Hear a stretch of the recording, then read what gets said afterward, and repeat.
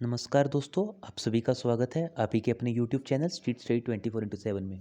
तो दोस्तों, इस वीडियो में हम डिस्कस करेंगे जीओए अकाउंट्स के लिए कुछ most important questions.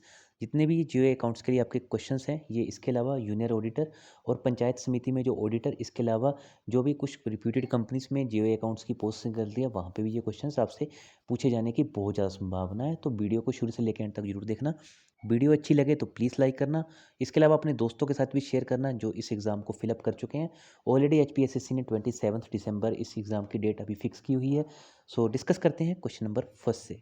So question number first, an application under section 5A of the SARFAESI act. तो सरफासी एक्ट में ऑलरेडी बता चुका हूँ आपको, ये basically securitisation and reconstruction of financial asset से रिलेटेड है। जो भी बैंक्स के जो लोग डिफॉल्टर होते हैं, तो जैसे होम लोन लिया किसी ने, उसको डिफॉल्ट कर दिया, तो बैंक इस एक्ट के थ्रू वहाँ पे जो कब्जा करना होता है वो इस एक्ट के थ्रू होता है वो।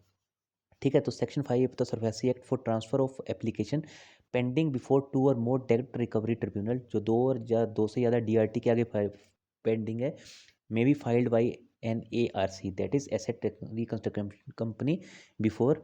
तो एक एसेट रिकंस्ट्रक्शन जो कंपनी होती है ए आर सी, ये क्या करती है, जो ये सारा रिकंस्ट्रक्शन का काम करती है। ठीक है, तो राइट आंसर होगा DRAT, that is debt recovery appellate tribunal.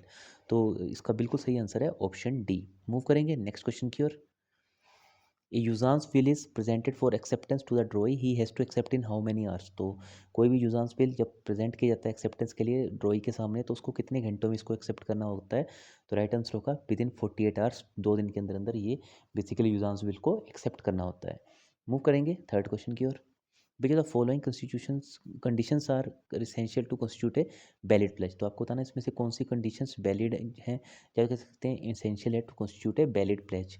तो राइट आंसर होगा option D, all of the above. So first is bailment of good, next is bailment must be on the behalf of the debtor और intending debtor, and next is it must be the intention of the parties that the goods will serve as security for a debt और performance of a promise. तो इसका right answer होगा option D, all of the above.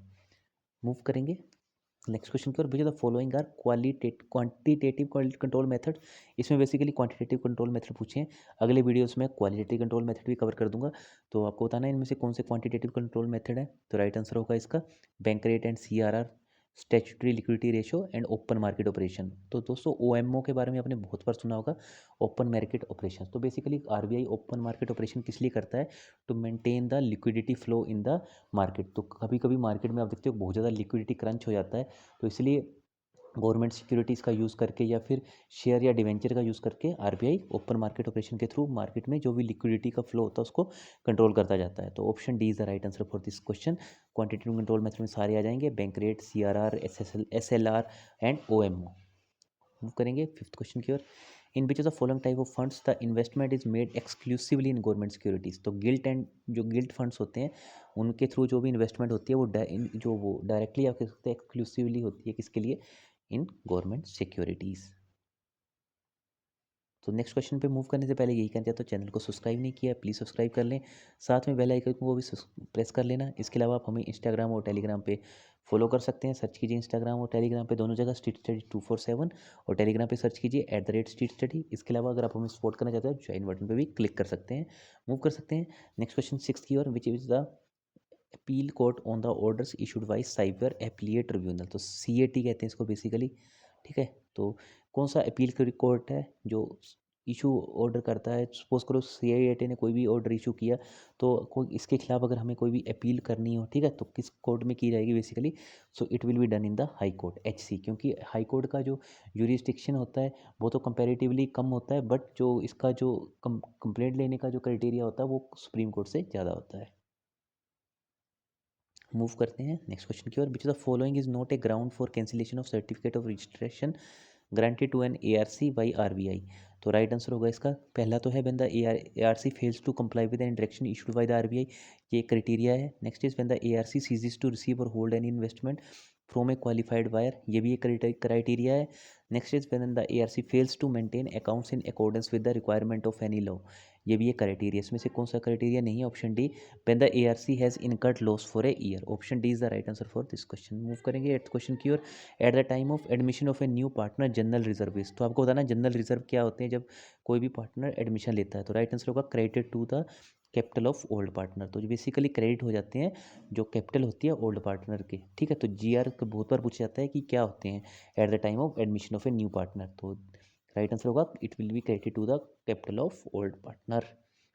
Move करते हैं ninth question की ओर। Bank rate means what? तो bank rate का तो पता होना चाहिए आपको, सिंपल सा आंसर है rate at which RBI lends to the commercial bank. जब भी कभी आरबीआई लेंड करता है कमर्शियल बैंक को तो वो कौन सी रेट पे करता है? वो बैंक रेट पे करता है, ठीक है।